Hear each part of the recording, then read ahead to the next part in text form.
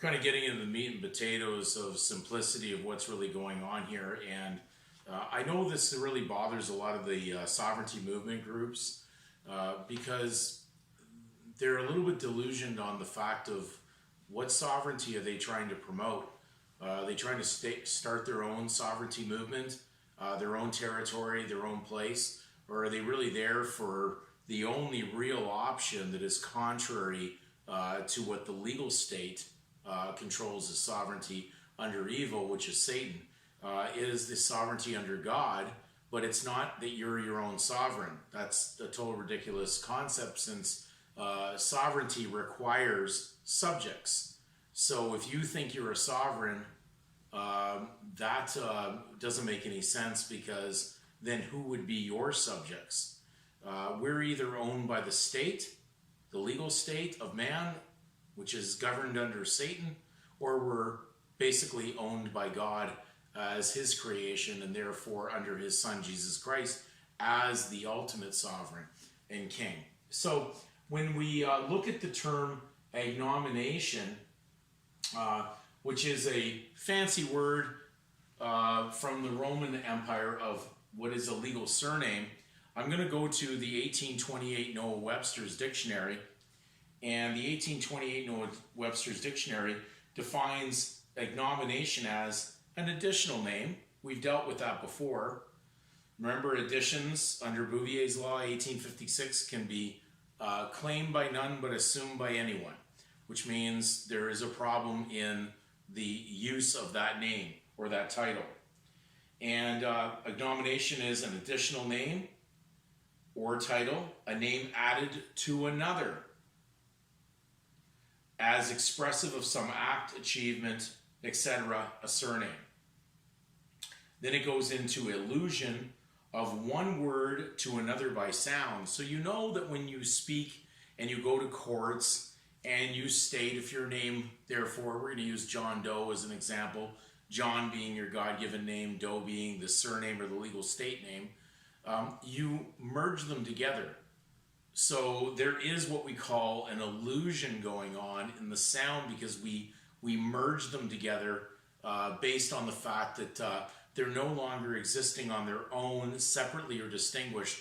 They've now merged together, and now it's just a name, just means name.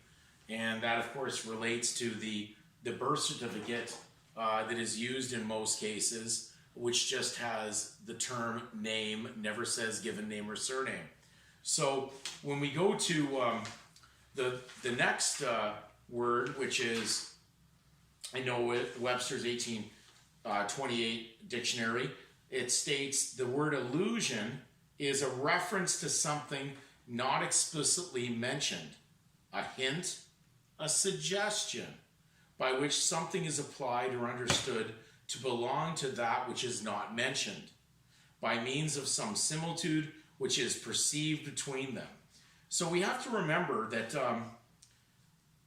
the birth record that the parents fill out, it is very important to understand that the given name shouldn't be on there, because it's not got anything to do with the legal. It's private, it's from God, it has no origin with the legal system of man. It has been brought in to be used for such, but in reality it's really off the record, not mentioned.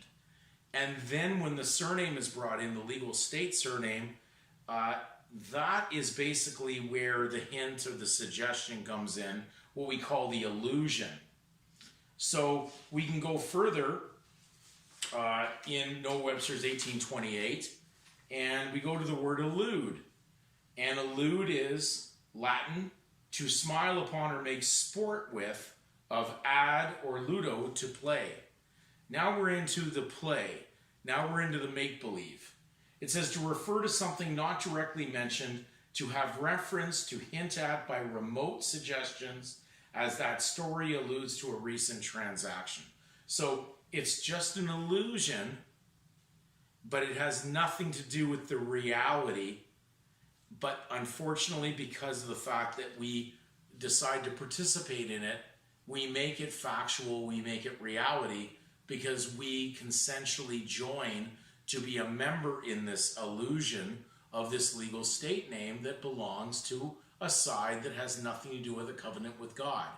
So it's difficult for people to get their heads around these definitions, but you got to take the time, do the research. If you have the opportunity now, a lot of the books that I have are available on PDF online now.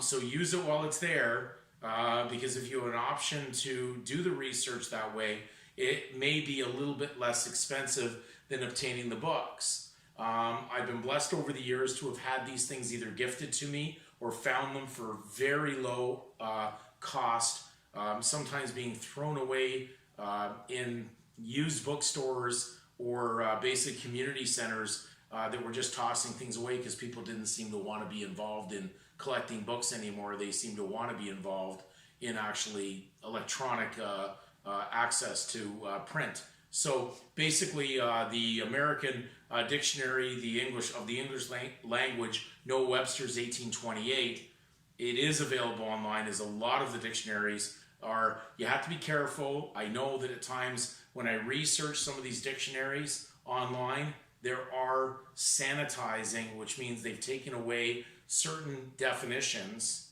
and removed them, which at that point, it makes me always favor the physical book. So if you can find the physical book, please go and do that. And brothers and sisters work together. If you know a brother is in need and does not have the funds at the moment, under their circumstances, to maybe have access to the research material, help them out. Go and get that for them, because you are assisting your brother in spiritual progression to come out of this crazy legal Babylonian system and actually feel the salvation that comes from those that are under the sovereignty of God.